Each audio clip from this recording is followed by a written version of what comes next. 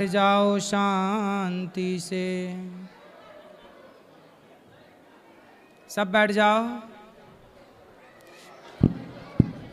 जिनका प्रश्न है वो हाथ उठाओ। हाँ, ये दो मैया को। राधे राधे महाराज जी। मेरा क्वेश्चन आपसे ये है कि अगर हमें कोई भी गलत बोलता है, नेगेटिव बोलते हैं और बाहर से तो मौन हो गए हैं, लेकिन अंदर चलता रहता है, वो कैसे हो? अंदर भीतर की मौन कैसे आएगा? बाहर का गया ना? हाँ जी। बाहर रिप्लाई नहीं करते? नहीं। तो भीतर का भी आएगा। ये समझ लो कि ये जो कह रहा है ये नहीं कह रहा है, इसका अज्ञान कह रहा है। जैसे छोटा बच्चा है। हाँ जी। छोटा बच्चा कई बार अपनी माँ को मारता है, जैसे माँ उसे खिलौना ना दिलाए, उसके मन का ना करे, तो बच्चा ना छोटा सा मारने लगता माँ के गालों में। हाँ जी। या माँ को नोचने लग जाता है। तो क्या माँ उसका बुरा मानती है? क्योंकि माँ जानती है कि तो अज्ञान है, इसे अज्ञान है, इसे पता ही नहीं। लेकिन थोड़ी देर तो महाराज जी वो हलचल चलती है बहुत, जो परेशान करती है। वो अज्ञान। अच्छा। अज्ञान अभी है। हाँ, इसलिए हलचल चलेगी। जैसे माँ जानती है कि बच्चा है, ये तो मार रहा है माँ को, मतलब माँ नाराज नहीं होती ना, तो माँ शिकायत करती कि देखो बच्चा मार रहा है, क्योंकि अभी वो बच्चा उससे सही गलत का भी ज्ञान नहीं है। उसी तरह जो आपको गाली दे रहा है, जो आपको अपमानित कर रहा है, जो आपको कड़वे शब्द कह रहा है, वो व्यक्ति वो बच्चे की तरह है जो अज्ञानी है। और उस अज्ञानी में हम गुस्सा क्यों करें जी? भाई यहाँ कोई खड़ा हो के हम पे गुस्सा करने लग जाए तो हम उस पर नाराज क्यों हों?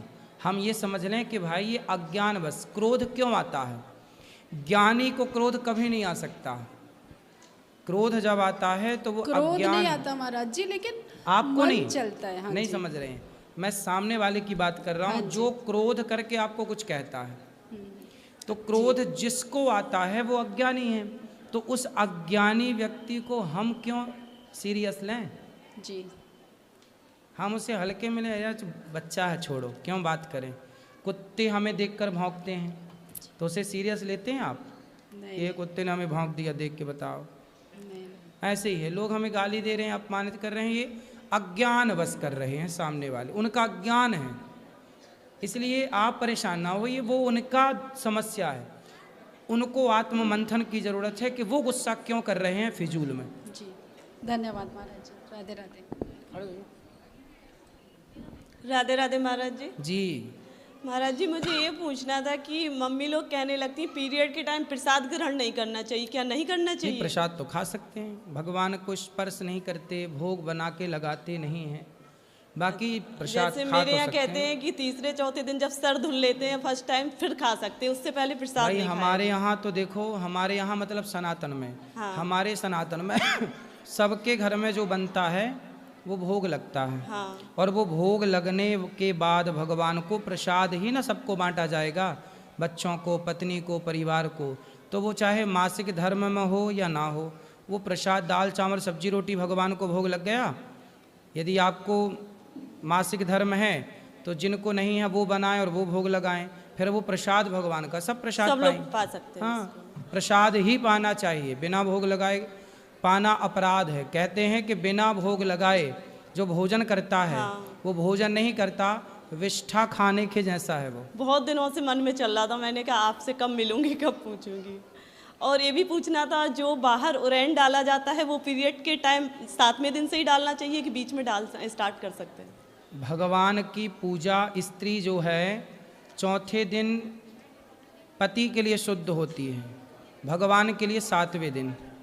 जो महाराज जी दहलीज पे सफाई करते हैं, भगवान के लिए 7वें दिन ही वो पवित्र मानी जाती है। इसलिए मासिक धर्म में 7वें दिन ही आप भगवान की पूजा, आरती, पूजा की मतलब जो भी विधान है वो करने के अधिकारी हैं। वो विधान जो दहलीज साफ की जाती है सुबह उठ के, उसका पूछ रही थी। उरैन बोलते मेरे यहाँ। धन्यवाद महाराज। राधे राधे राधे गुरुजी जी। आपके जन्म में मेरा कोटि कोटि नमन जी। गुरुजी, मेरी मम्मी आपकी बहुत बड़ी फैन है और वो सारा दिन आपकी कथा सुनती है। आप मेरी मम्मी को एक बार राधे राधे बोल दीजिए। मम्मी की मैया? मैया। मैया नहीं, मैया। मैया। गुरुजी ये मेरे दोनों भांजे ये बहुत शरारत करते हैं। कौन? ये रे। हाँ, तो बच्चे शरारत नहीं करेंगे तो कौन करेगा? आप। गुरुजी ये बहुत ज्यादा करते हैं। ठीक है, करने दो, अभी बच्चे हैं, वो शरारत करते हैं, अच्छा है। Thank you. बच्चे तो करते हैं शरारत, करना भी चाहिए और करना चाहिए शरारत। दे उनको, भैया को दो, ए लाला भैया को दो, भैया आपको बात करनी है। जय श्री राधे। जी राधे राधे। मेरा प्रश्न बहन के साथ ही जुड़ा हुआ है। अगर कोई अपमान करता है और हम उसने जो अपमान हमारा किया और हम उसको सहन कर लें, तो हम देवता नहीं बनना चाहते, परंतु कानून के कारण हम कुछ कर भी नहीं पा रहे। ठीक है। तो अगर अपमान ही सहना होता तो महाभारत में द्रौपदी ने जिस तरह से अपना बदला लिया, जिस भी प्रकार से, तो वो तो गलत नहीं था। सही है। फिर हम क्यों भगवान बने, हम क्यों महाराज बने? तो फिर हम कानून के डर से बैठे रहे, तो फिर लड़ो। फिर वही कानून की बात आ गई। फिर लड़ो, तो लड़के भी क्या पाओगे? एक सेटिस्फेक्शन हो जाती है कि अपमानित तो नहीं है ना मन, कम से अच्छा कम। देखो, अपमान किस तरह का होता है? अब जैसे रास्ते चलते चलते कोई धक्का मार दे तो क्या उनसे भी लड़ोगे? नहीं नहीं नहीं, वो तो कोई परिवार बहुत में छोटी आपका सी भाई, बात है। नहीं, परिवार से भी नहीं होता है। फिर कौन? फिर कोई दफ्तर ऑफिस का व्यक्ति आपको गाली दे हमारा दे। एम्प्लॉय, हाँ, तो आपका एम्प्लॉय है, जिसको है। 14 साल हमने अपने घर पे खिलाया, जिसने हमारा नमक खाया, हाँ, और उसी ने अपमान किया। उसने अपमान किया, हाँ और वो अपमान करके चला गया। हाँ। तो ये बताओ कि उसने अपमान करके क्या पा लिया? बहुत कुछ पा लिया, हमारा धन ले गया। तो धन ले गया तो उसके लिए आप कानूनी कार्रवाई करिए ना। धन कैसे ले जाएगा आपका? चोरी कैसे करेगा? एक्चुअली आपको पता ही है, कानून हमारे देश में थोड़ा सा वीक है, वो थोड़ा देखो, सा कमजोर है। वो आपको उसकी लड़ाई लड़नी चाहिए कि आप धन कैसे ले गए। लेकिन रही बात अपमान की, जैसे कि आप मेरे साथ 14 साल से हैं, कहते हैं जो प्रतिपालें वही नरेशा। आपके घर का जो व्यक्ति है वो आपका पुत्र है, वो आपके बेटे के समान है। जो रोटी देता है ना वो पिता के समान हो जाता है। वो तो नहीं माने ना, मानने जिस थाली में खाया उसी थाली में छेद ये किया तो ना। देखो नमक हरामी है। नमक हरामी, तो नमक हरामी वो कर रहा है, हाँ जी। तो क्या उसकी तरह बिहेव आप भी करने लग जाएंगे? नहीं, अगर मैं करना आपको- होता तो मैं यहाँ हाँ, नहीं आता। मैं आपको जो समझा रहा हूँ वो आप समझिए। उसने किया ना वो गलत था, लेकिन आपके घर की 14 साल तक उसने रोटी खाई, माना की, ठीक है। तो आप कौन हो गए? उसके पिता। अब पिता के नाते वो गलती किया तो आप बिल्कुल उसके बारे में बुरा ना सोचिए, उसको जाने दीजिए, तू खुश रहे। हाँ, तूने चोरी की है, तूने मेरे बहन बेटी की तरफ गलत दृष्टि डाली है, तो उसका दंड उसे बिल्कुल मिलना चाहिए। लेकिन यदि उसने काम छोड़ दिया, क्योंकि ये प्रकृति, आज देखो ये ईमानदार लोग नहीं मिलते। आज ऐसे ही हैं कि जिसकी थाली पे खाते हैं उसी थाली पे छेद करते हैं। आज कुत्ता बल्कि ईमानदार है, आज के कुछ इंसान कुत्ते से बदतर हैं, गद्दार हैं। सच्चाई है ना? सच्चाई तो है। इन लोगों के साथ ना इसलिए कहते हैं कि किसी के मुंह भी मत लगाओ, किसी को मुंह इतना मत लगाओ कि बाद में कष्ट हो। उतना ही काम दो जितना वो करे, काम पे नज़र रखो कौन कैसा कर रहा है, बस वही गलती हो और ठीक ठीक से कि आज के युग में किसी पर आप भरोसा मत करिए। आपका ज़रूरत से ज़्यादा भरोसा ही आपको नुकसान पहुंचाएगा। यही गलती हो गई। भरोसा का संसार रहा ही नहीं। अब आंख बंद करके आंख बंद करके भरोसा आपका करना मतलब सामने वाले को चोर बना रहे हैं आप। बिल्कुल। इसलिए रिश्ता भाई भाई का और हिसाब पाई पाई का, ये कहावत है, ये बात है। अब इसमें आपने गलती कर दी तो उसने धोखा दे दिया। अब जब उसने धोखा दे दिया तो आप उससे लड़के क्या पाएंगे? चोरी की हो तो आप बिल्कुल केस डालिए, लीगल कार्रवाई करिए। लेकिन हमारे यहाँ बहुत सारे लड़के काम करते हैं, कोई छोड़ के चला जाता है, कोई कहे नहीं, उसके जाने का अफसोस नहीं है, उसके जाने का दुख नहीं है, परंतु जो वो करके गया ना, वो तो बस आपका आशीर्वाद है कि मैं यहाँ हूँ। अगर मेरी जगह कोई और होता तो शायद हार्ट अटैक ही आ जाता। सही। इसलिए ज़रूरत से ज़्यादा भरोसा मत करिए किसी बस पर। यही गलती हुई। काम सौंप देते हैं भरोसा के बल पर, और दुनिया ही भरोसे के योग है नहीं। बस ये लोग दंड पाएंगे ईश्वर की अदालत में। जब ये जाएंगे तो ईश्वर पूछेगा कि क्यों, जिसने तेरे ऊपर आंख बंद करके भरोसा किया तो उसकी खंजर पीठ में मार दी, तो ये हिसाब तो उसको देना ही पड़ेगा, चुकाना तो बस पड़ता मैं है। ये मतलब मेरे चाहने से तो खैर क्या होगा, हमारे सामने दंड मिले ना तो थोड़ा शांति ना हो ना मिलता है साहब, पितामह भीष्म जैसों को बाणों की सैया पर लेट के चुकाना पड़ा, बचा कौन? राम के पिता दशरथ जी तो भगवान के पिता हैं, लेकिन उन्होंने एक बेटे को मार दिया था तो उनको भी तड़प तड़प के मरना पड़ा, और भगवान के बाप को भी क्षमा नहीं मिली। तो ये संसार के लोग भले मौज उड़ा रहे हैं चोरी करके और गलत करके, लेकिन भोगना तो सबको पड़ेगा, यहीं भोगना पड़ेगा। और देर है, God mills grind slow but sure, ईश्वर के घर थोड़ा देर है, अंधेर नहीं। थोड़ा सब्र रखिए, लेकिन मैं आपसे प्रार्थना करूं, आप उसके बारे में बुरा मत सोचिए। उसका जो होगा उसके कर्मों के अनुसार वो तो होगा, लेकिन आप किसी के बारे में बुरा सोचेंगे तो पाप के भागीदार आप भी बन जाएंगे। आपको ये अधिकार नहीं है कि आप किसी का बुरा सोचें। सर्वे भवन्तु सुखिनः, आप सदा सबका भला करिए। आपका बुरा भगवान ने क्या होने दिया? नहीं। फिर तो उस पर भरोसा रखिए। जब उसने अभी बुरा नहीं होने दिया, आगे भी नहीं होने देगा। अपराधी वो है तो ईश्वर, अब ये ईश्वर की अदालत का केस है, आप बरी हैं, ईश्वर जाने और वो जाने। राधे राधे गुरुजी। जी, मैं मुंबई बदलापुर से मेरे मायके वालों और ससुराल वाले को राधे राधे बोल दीजिए। और मेरे पोता है ना, उन्होंने गौ माता के लिए छोटा गुडलक भेजा है। और मेरे को ये प्रश्न पूछना था कि वृंदावन परिक्रमा के बारे में जरा बताओ। वृंदावन गिरिराज जी की जो परिक्रमा लगाते हैं, कहा जाता है कि 84 लाख योनियों से मुक्ति मिलती है परिक्रमा लगाने से। जो हम बार बार जन्म मृत्यु की परिक्रमा लगा रहे हैं ना, इस जन्म मृत्यु की परिक्रमा से मुक्ति मिल जाती है वृंदावन की परिक्रमा करने से। और निधिवन के बारे में भी आपके मुझ से सुनना है। निधिवन जी से बिहारी जी प्रकट हुए, वो नित्य रास स्थली है भगवान जी की। वहाँ भगवान जी आज भी राधा रानी जी के संग आज भी रास रचाने के लिए आते हैं। ठीक है, राधे राधे जी।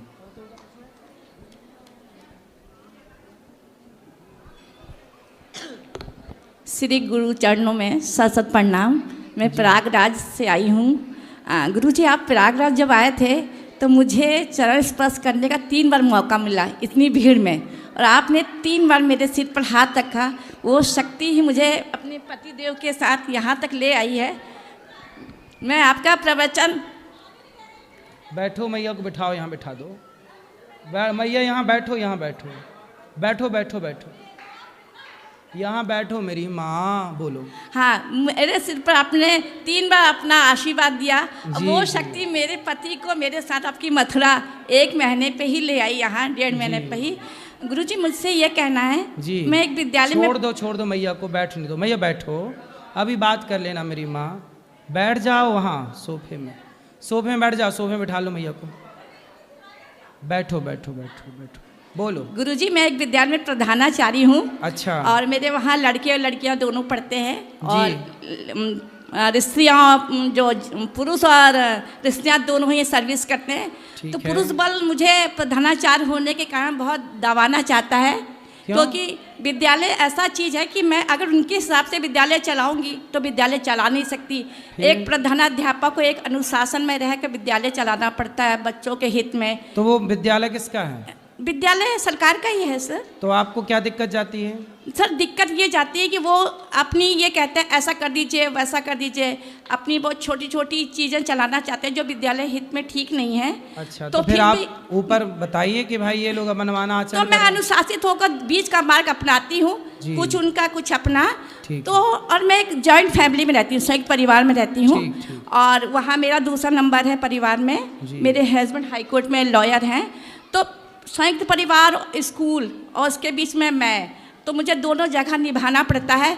तो कभी कभी मुझे कोई ऐसी तीखी बातें कह देता है, तो कभी कभी आपकी शक्ति नहीं रहती तो मैं आवेश से बोल जाती हूँ, और गुस्सा मुझे शाम तक रहता है। लेकिन कभी कभी जब ईश्वर के सामने आंसू आ जाते हैं मुझे झपाझप, वो शायद मुझे 3 या 4 मिनट के रहते हैं, उस समय बड़ा संतोष महसूस करती हूँ। तो मैं कहती हूँ कि वो शक्ति मुझे भगवान हर समय प्रदान करे। ठीक है, अच्छा, आपको ये शक्ति भगवान देते रहें और आप बहुत अच्छे से काम करते रहिए। जी जी, खुश रहिए। और मेरे परिवार को और मेरी दोनों बेटियों को खुश रहिए, सबको आशीर्वाद है। बैठिए, दो मैया को, लाल मैया को। राधे राधे गुरुजी, आपके चरणों में कोटि कोटि प्रणाम। जी मैया। मैं अयोध्या से आई हूँ। बताओ। सनातन धर्म से हूँ, शुक्ला कास्ट परिवार से जी। अब हमारे सास ससुर वृद्धावस्था में हो गए हैं, 4 भाई हैं हम, उनके साथ अभी इस टाइम कोई नहीं है। आप 4 भाई हैं? हाँ जी। तो आप भाई हैं? नहीं, मतलब ये भाई है, मैं तो उनकी पत्नी बहू हूँ ससुर की। अच्छा।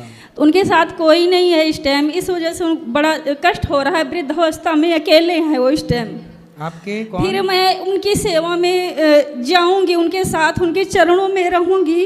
फिर मैं कैसे रहूंगी, या कुछ बोले या भाई कुछ बोले, मैं उनकी रह के सेवा कर लूं। वो कौन है आपके पिता? ससुर जी, पिताजी हैं। ससुर जी की सेवा करो। पति कहाँ हैं? तो पति आपके सेवा करेंगे ना अपने माता पिता की, आप भी सहयोग करना उनका। और जैसे 4 भाई हैं, और इतना इस हिसाब से रहूं, कैसे पूजा पाठ करूं, कैसे घर गृहस्थी चलाना है। 2 बच्चे हैं छोटे छोटे ये दोनों। और जैसे प्रश्न क्या है? प्रश्न क्या है? प्रश्न यही है कि 2-4 भाई हैं, जैसे मैं घर में रहूं माता पिता के साथ में, 2-4 भाई हैं, कुछ बोलें कुछ कहें, सबके साथ में रहना है। तो किसी के सबके साथ रहो, खुश रहो, सबकी सेवा करो। जी गुरुजी, यही आशीर्वाद है। हर हाल में खुश रहो बस। और आप इतना आशीर्वाद दो मेरे। किसी के साथ 4 भाई हैं, किसी के साथ अनबन न रहे, साथ में ही रहूं। ज़्यादा से ज़्यादा चुप रहना, अनबन नहीं होगी। ठीक है। ज़्यादा बोलने से अनबन होती है। ठीक है गुरुजी। और किसका प्रश्न है? जी बोलो बोलो भैया, बोलो वहीं से। हाँ।